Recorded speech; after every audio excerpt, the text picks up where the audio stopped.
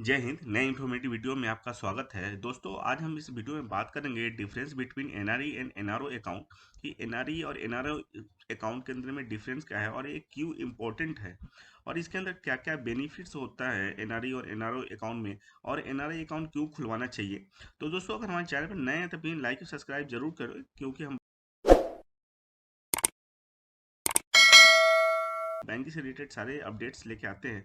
दोस्तों, सबसे पहले बात कर ले कि ये एनआरआई अकाउंट होता क्या है। तो दोस्तों, ये एनआरआई अकाउंट जो हमारे भाई बंधु एनआरआई में रहते हैं या पीआईओ होल्डर है, जो इंडिया के लोग हैं और बाहर में रहते हैं, अगर किसी को परमिट पे है, ओसीआई पे है, तो वो भी खाता खुलवा सकते हैं, या कोई स्टूडेंट है या कोई जॉब के लिए वहाँ बाहर रहते हैं तो वो भी ये खाता खुलवा सकते हैं। तो इसमें सबसे पहली बात करें, जो आरबीआई के जो रेगुलेशन है फॉर एनआरआई के लिए, अगर आप एनआरआई स्टेटस होल्ड करते हैं तो आपको आप रेजिडेंस जो अकाउंट है, जो सेविंग नॉर्मल सेविंग अकाउंट है, रेजिडेंट सेविंग अकाउंट, वो आप नहीं रख सकते हैं, उसको आप एनआरओ में कन्वर्ट करें। और इसके साथ एक एनआरई अकाउंट भी होता है, वो आप खुलवा सकते हैं। तो दोनों में डिफरेंस क्या होता है, चलिए हम बात कर लेते हैं।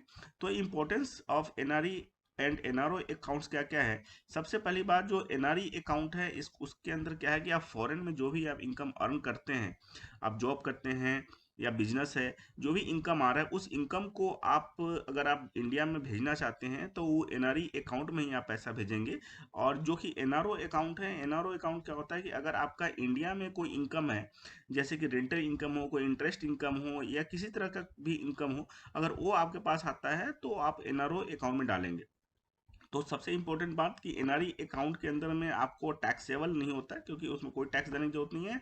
और एनआरओ में आपको टैक्स लगता है। इंडिया में एक अकाउंट है तो इसके अंदर में आपको एनआरओ के अंदर टैक्स देना पड़ेगा। दूसरा क्या है कि remitting foreign income to India, मतलब इसके अंदर में क्या है, एनआरई और एनआरओ अकाउंट के अंदर में आप फॉरेन से रह करके एनआरई अकाउंट में फंड कर सकते हैं और उसको अपने यूज कर सकते हैं इंडिया में, लाइक डिपॉजिट में, जैसे फिक्स डिपॉजिट, मार्केट इन्वेस्टमेंट या किसी तरह की इन्वेस्टमेंट में आप उस पैसे को यूज करके आप ज़्यादा से ज़्यादा इनकम भी अर्न कर सकते हैं।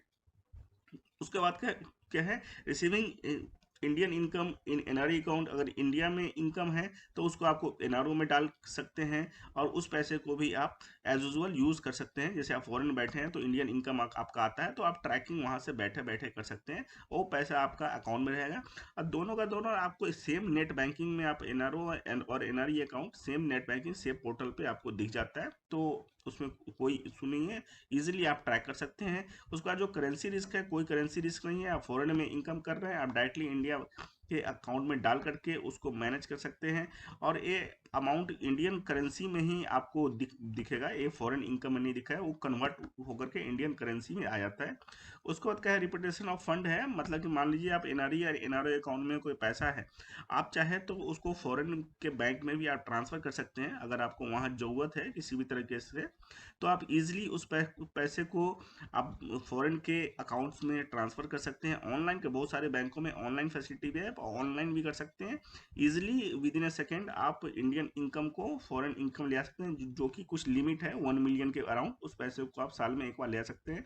जहाँ तक टैक्सिबिलिटी की बात करें तो एनआरई अकाउंट टैक्स फ्री होता है, क्योंकि आप फॉरेन में जहाँ भी आप जॉब कर रहे हैं या किसी तरह के काम है, कहीं से भी इनकम अर्न कर रहे हैं, तो वहाँ टैक्स देकर ही आप एनआरई अकाउंट में फंड ट्रांसफर कर रहे होंगे, तो उसके ऊपर कोई टैक्स लायबिलिटी नहीं बनता है। जबकि आप एनआरओ अकाउंट में जाए तो आपको इसके अंदर में जो टैक्स का है वो एग्जाम्पशन नहीं है। आपको उसके अकॉर्डिंग इनकम के ऊपर जो भी आप इंटरेस्ट अर्न करेंगे उस पर आपको टैक्स देने की जो जरूरत है, आप ध्यान दीजिएगा। जो इंटरेस्ट अर्न होगा उसके बहुत सारा क्वेरी आता है एनआरआई पर्सन के, जो इंटरेस्ट है वो किस पे लगे, जो टैक्स है वो किस पे लगेगा। तो टैक्स जो भी आप इंटरेस्ट अर्न कर रहे हैं उस पर टैक्स लगेगा, ना कि आपको ऑल अमाउंट पर टैक्स लगेगा।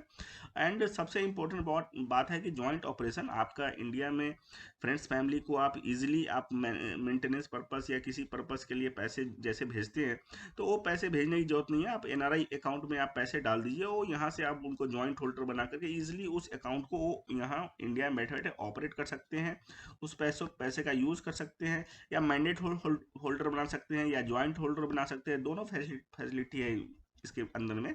तो दोस्तों अगर आप एनआरआई है तो जरूर एनआरई और एनआरओ अकाउंट खुलवाएं। और आज के डेट में बहुत सारे बैंकों में है कि आपको इंडिया में आने की जरूरत भी ये नहीं है, नॉन फेस टू फेस भी अकाउंट ओपन हो जाता है। और इसके ऊपर भी मैंने बहुत सारे वीडियो बना रखा है, तो आप वहाँ पर जाके ऑनलाइन आप एनआरआई अकाउंट खुलवा सकते हैं। और अपने रेसिडेंट अकाउंट को, एनआरओ अकाउंट को एनआरई सेविंग में, सेविंग अकाउंट है तो आप उसको एनआरओ में आप कन्वर्ट कर सकते हैं।